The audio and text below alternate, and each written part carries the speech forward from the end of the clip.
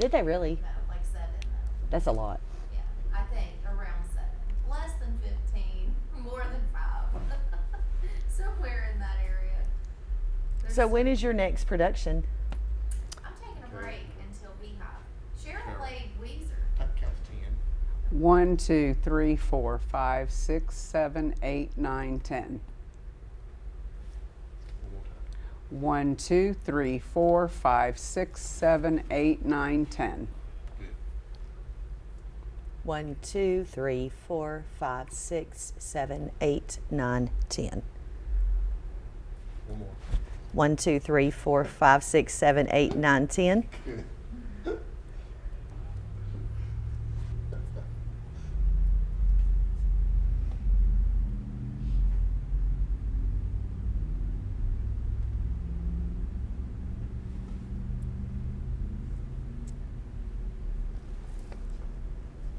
I love that pink dress. Oh, thanks. So pretty. I have a pair of bright pink pants that are about that color. I'm like, hey, it's time to get them out and start wearing those again. know. It's that time of the year. All of the trees are blooming now. I have a big Bradford pear, which I need to cut it down because of the roots, but it's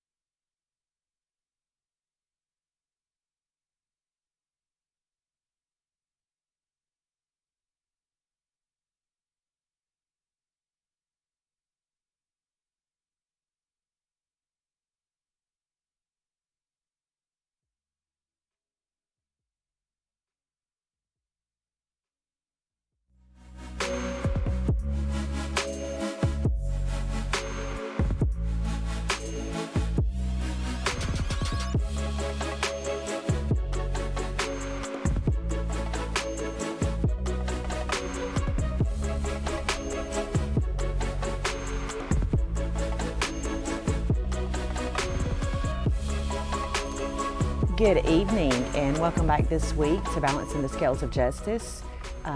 Thank you all for tuning in, and this evening I have a guest here with me, and I have Dr. Shirley Sinkton. Is that correct? That is correct. I was making sure I pronounced it wrong. I was struggling with that a little bit ago, but you know, I hope you all you viewers have had a great week and a great rest of the week. Thank you for joining in, and I'm going to talk with Dr. Sinkton and let her tell us more about what she does and how she's able to help other people in the community, and I think primarily teenagers. Is that a lot of your focus, Dr. Sinkton? Actually, it's ages 19 and above with my program at Gadsden State, which is the Educational Opportunity Center. And that's helping people come back and be productive citizens in our several counties, Cherokee,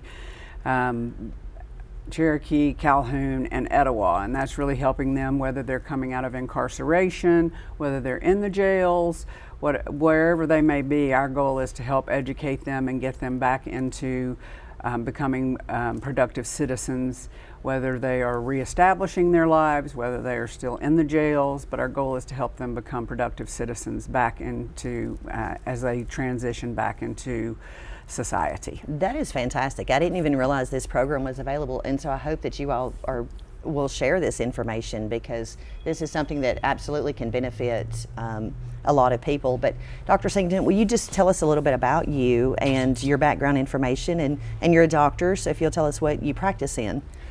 Well, I practice in a lot of things. I have a master's in educational administration, and I have a master's and a doctorate in psychology, and those have served me very well in regards to serving people.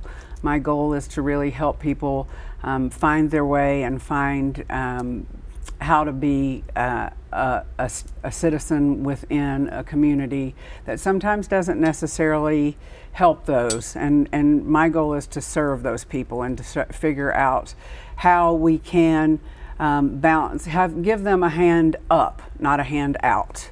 And that's really important, that they take accountability for where they are in society, Yes. but also to be able to give them an opportunity to be able to find that and to take accountability. Sometimes they are not necessarily mentally at a place where they can do that. So with my doctorate in psychology and my master's in psychology, as well as my master's in education, it's really to lay out all of that, help them find where they can take accountability, help them find the services and the opportunities to be able to work on themselves and to be able to move forward from the past they may have had, but to be able to move forward and better their lives. So you work with Gadsden State. I do. Okay, and you have Gadsden State in Calhoun, Etowah, and Cherokee, I think you Correct. said? Okay. Correct. And you also said you work with individuals who have been incarcerated. We do, yes. Okay, and so when you say 18 and older, what if we have someone who's maybe got youthful offender, or they were charged as a juvenile and they're coming out of a juvenile facility? Do you help those individuals, or is it strictly for individuals who were incarcerated for adult related charges? No, we have a section in our grant. Our grant is a TRIO grant, and it says other. So we are allowed to help others that are not 19 and older. We are allowed to help those that are younger. Our goal is to make sure that we reach out to those who may not have the ability for them, as of the helping themselves, may not have the capability with their families or with other services, but it's to remove the obstacles, to help them financially be able to go to a school or to a program that can help them really find grounding and be able to find themselves and figure out what is the best pathway for them to become productive citizens. So let me ask you this. I handle a lot of work with foster children. You know, I work a lot with DHR and other children who are involved in the court system because, you know, some issues going on maybe with their parents for neglect or abuse, and so there's court supervision over that. It sounds like the program that you offer could even help some of those children that not only I represent, but also, you know, that are involved in the DHR program, when we have some children maybe with some behavioral issues or things of that sort. Absolutely. We work with DHR not only to look for the children that may be in need of those different services and to connect them with specific services that will help them, but also to look at are we putting children back into homes where there is no grounding, where there is an unhealthy environment. And we really look at the whole family so we can see what is best for those children and where they do need to be. So when you're assessing these children or adults, what is involved in your assessment? Do you assess the families? Do you participate in the ISP meetings? If it's a child that's in foster care and we're having ISP meetings, do you go to the home? Do you have the parents to come in and meet with you? Like, how exactly do you only primarily work with the child and the guardian? No, we try to work with everybody that is involved. Fantastic. It's vitally important to me as a person and a psychologist to work with the whole family. It doesn't, in my opinion, work with one or two people. It's got to be the whole unit, because it is the whole unit that is trying to heal. Yes, and I agree. We work with we work as a team very often, and have realized that, or learned that it takes a village. And when we hear that our whole lives, like it takes a village, it really does take a village. It does. And whether that village are relatives of the child or professionals who are coming in and working with the child and the family, it takes a village. And I've been very fortunate to have been a part of that village so many times over my 15-year career as a lawyer, and so I'm so glad to have this opportunity to talk with you this morning, because we've worked with a lot of counselors and therapists and psychologists and behavioral aides. We're always looking for resources to be able to tap into to help our children, and so I'm so glad that it just by happenstance we got to meet, and thank you for being on the show with me. But will you, if someone needs assistance with your program, how do they reach out to contact you and to make that connection? Very simply, they can go to gadsdenstate.edu and type in the word TRIO, T-R-I-O, and it takes you immediately to our program, EOC, or Educational Opportunity Center. And there's a very simple one sheet that they can fill out, and then we will immediately be in contact with them.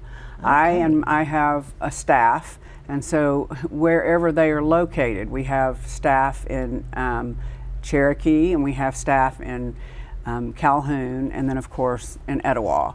And so we immediately reach out to those new applicants and begin working with them right away.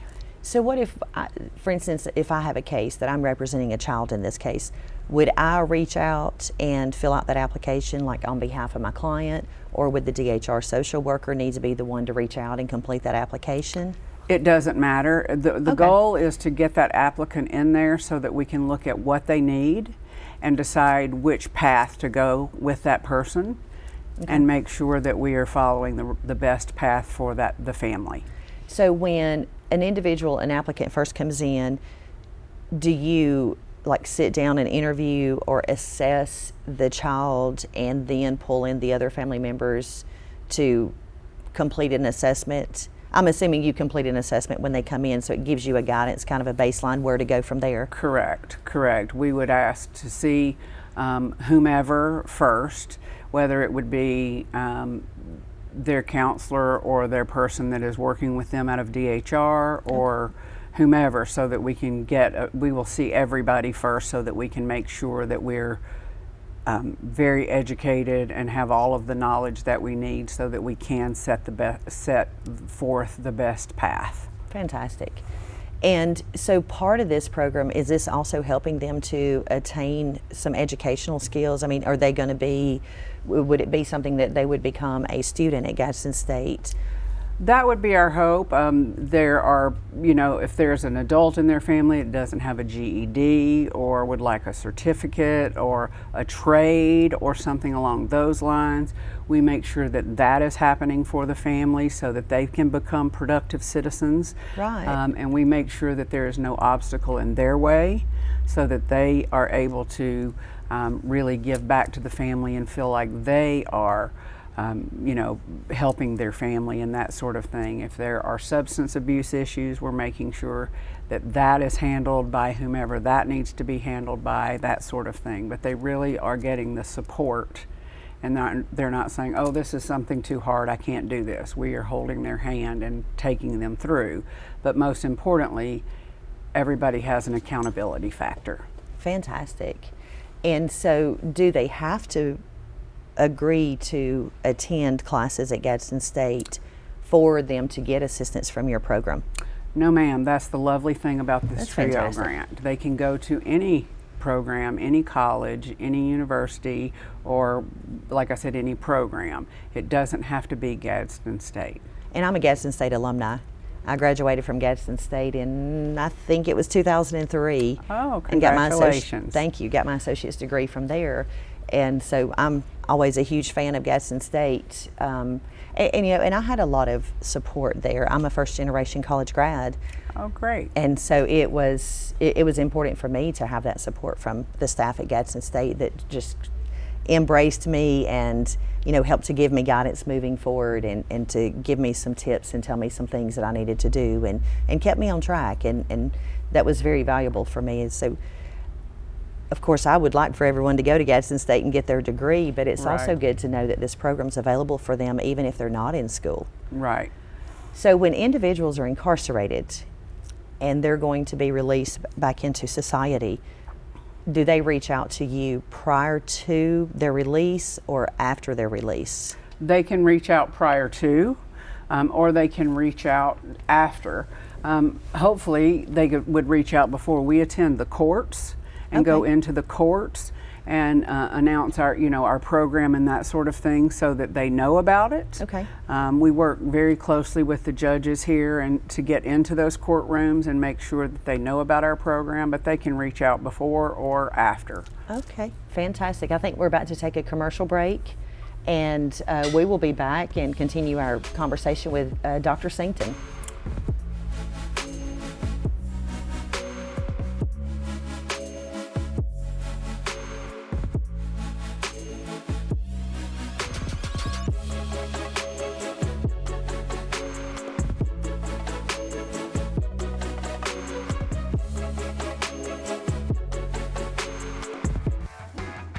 Get ready, get set, and go to Team One Toyota, where you'll find the best deals in Alabama.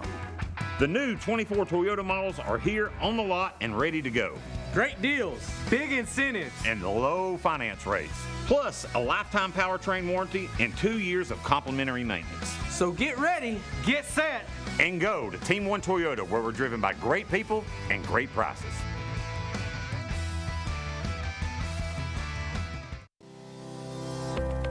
Barrett Body Shop has been providing honest and quality collision repair services to the residents of Calhoun County since the year 2000. We take great pride in the quality of the work we produce and go the extra mile to ensure quality and safety of the repair work on your vehicle. With over 40 years of experience, Philip Barrett and our staff will restore your vehicle to its pre-accident condition while working with your insurance provider and helping you every step of the way.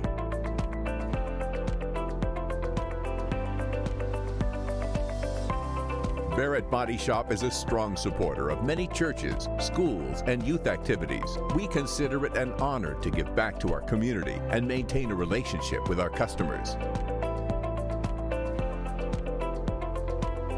Come and let us provide you with a free estimate today. Hi, I'm Ashley, And I'm Joseph. and all around Ashley's. Yes. We're proud to offer notary services. Also, we have accessories such as men's jewelry, women's jewelry. Please come and check out our location here at 1330 Berry Street. So also, we know that prom season is coming up, and we would love you guys to come down.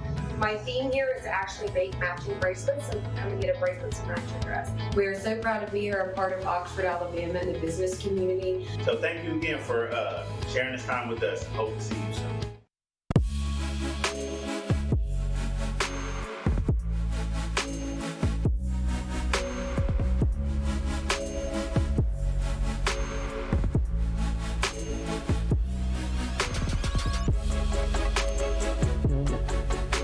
Welcome back. We are back here this evening with Dr. Singleton, and thank you all for tuning in and continuing to tune in with us. And Dr. Singleton, we were, excuse me, before we went to break, we were talking about this program that you have at Gadsden State, and that you don't have to be a college student to attend or to participate in that program, and I think it's wonderful. Of course, I think, you know, having a college education is important. And I know there are a lot of people who say college is not for me. You know, they'll go to trade and get a trade. And look, there are people in different trades who don't have a college education that I have represented over the years, and you know, and dig into their finances. And I'm like, man, I went into the wrong business. So I'm not saying the college education is always like the most important thing, because people are always able to make a good living with a trade.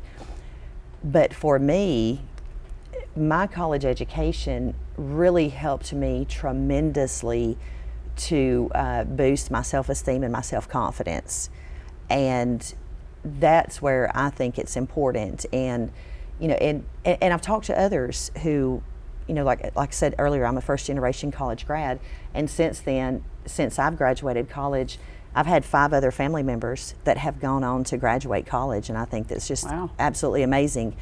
But you know, the one thing we talk about is how it boosts our self-esteem and our self-confidence. So you take someone who's incarcerated, I mean, that's a real killer to their self-esteem and self-confidence. And so to get them back in and hopefully to help them become educated along with the other resources you provide to them, I think that's, you know, in my opinion, it's a wonderful thing, because that helps to give them the confidence boost they need.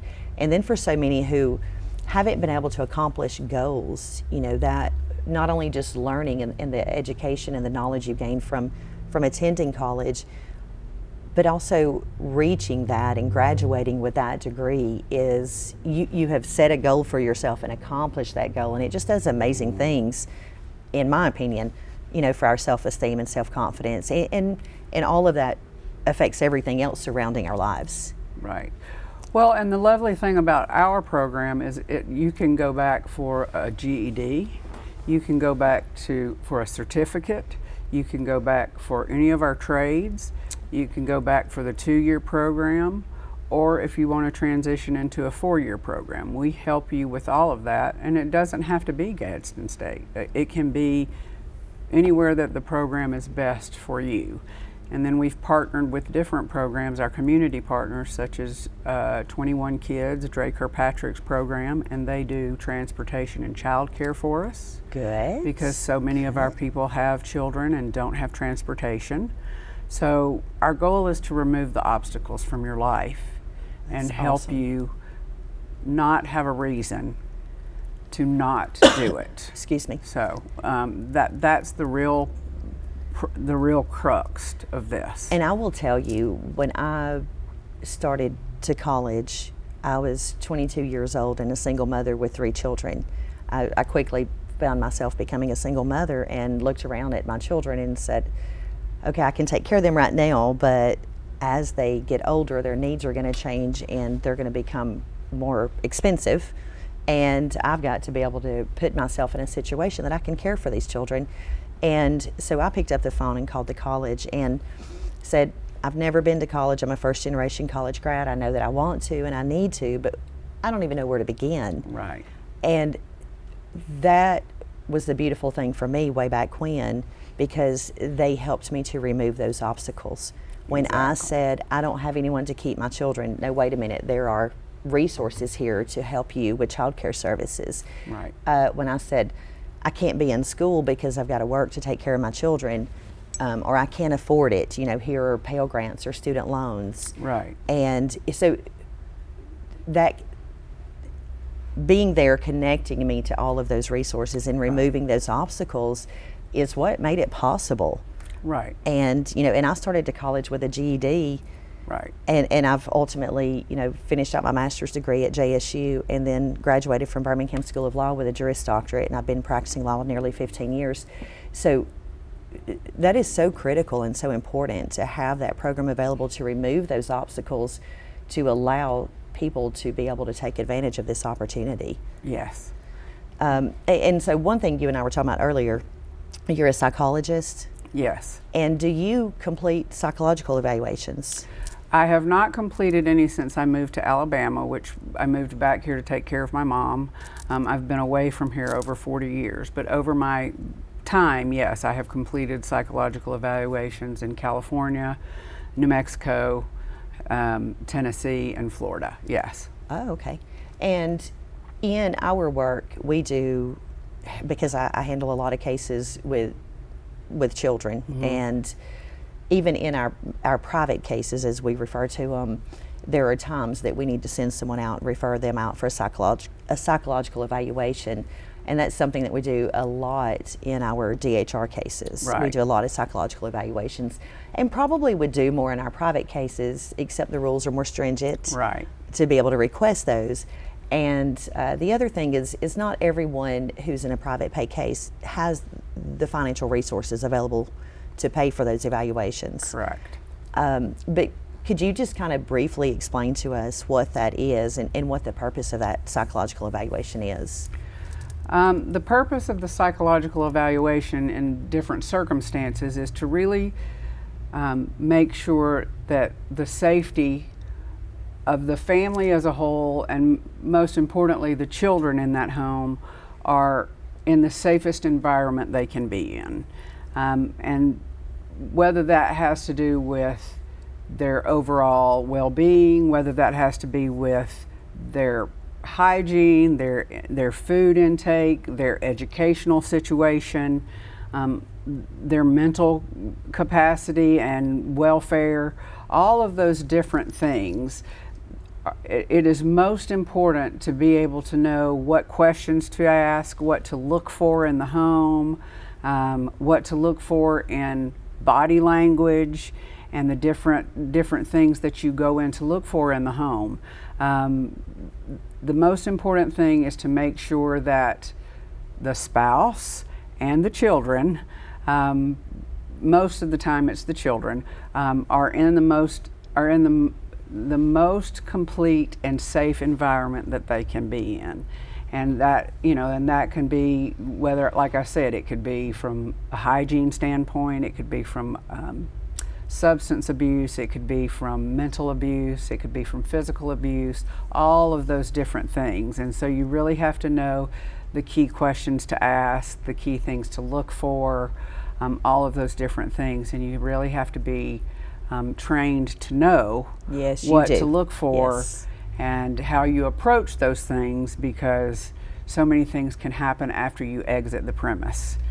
And so you never want to leave thinking, oh dear, things are going to get worse or anything like that. So you really have to be very careful and almost in code look for those particular things and make sure that you're able to walk out that door with a solid feeling and a solid report, knowing what you're going to be able to turn in and say, this is what's going on. And you have the knowledge and expertise to be able to identify those problem areas, and I'm going to say the majority of the time.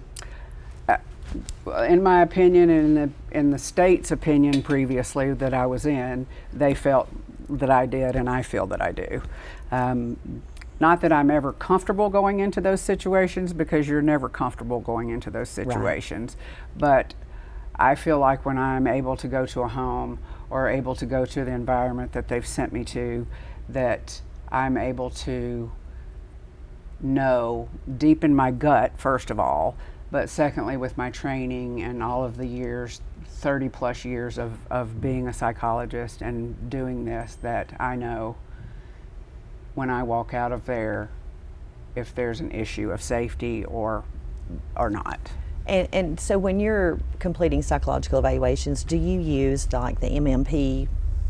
Is it the MMP2 or MMPI? Yes. Or Yes. I can't remember exactly. MMP2. Yes. Yes, I have used that for many, many years. I almost feel like sometimes I don't have to use it anymore. You just sort of know it. You sort of know it, but Right. yes, to write down all the codes and this word and that sort of things. But yes, I do refer to that, yes. And I will tell you, as an attorney, I've had clients before who, they were requested to complete a psychological evaluation, and they were panicking, and I was like, it's not that big of a deal, just let's go do it, let's get it done, let's get it out of the way. And they felt like they were going to be tested.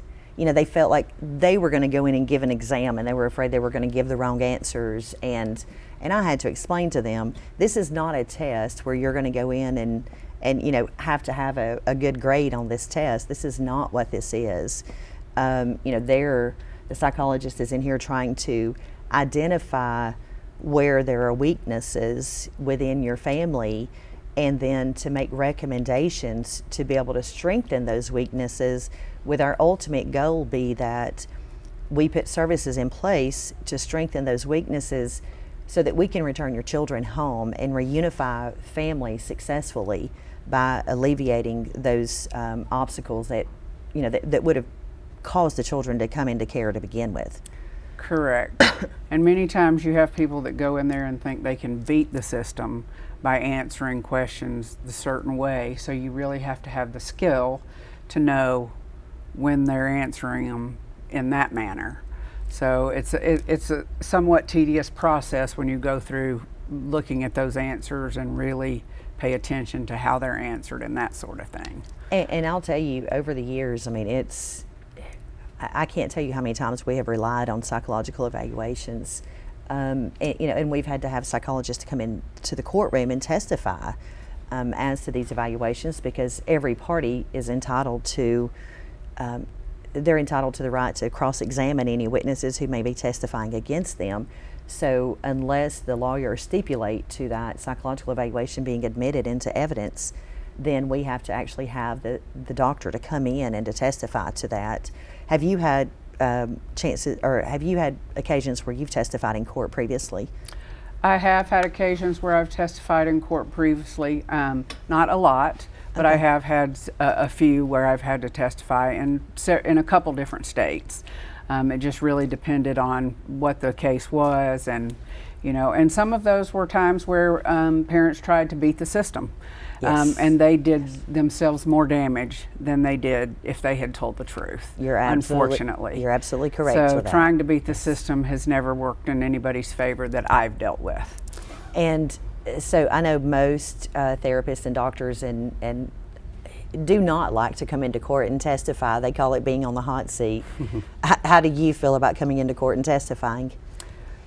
This is going to sound a little weird, but I really enjoy the process of getting in the mines and all of that sort of stuff. So it's probably a little weird, but I really enjoy that process. So I'm one of the odd men out. I love that. So hey, excuse me, you lawyers, you lawyers that are watching, Dr. Singleton, you need someone to complete a psychological evaluation. I know we are always looking for psychologists to do that. So hey, maybe we can drum some work up for some extra work for you if you're willing, because I know we're always looking. You know, most of the psychologists in our area, they're booked months out. Right. And so to be able to have a good psychologist, especially with your extensive experience and background, would just be very valuable for us in our courtrooms. Thank you so much for being here. I think we're about to wrap up this show. This 30 minutes has gone by so quickly. But again, thank you so much, Dr. Singleton, and thank you for what you're doing for our children. It really means a lot to me.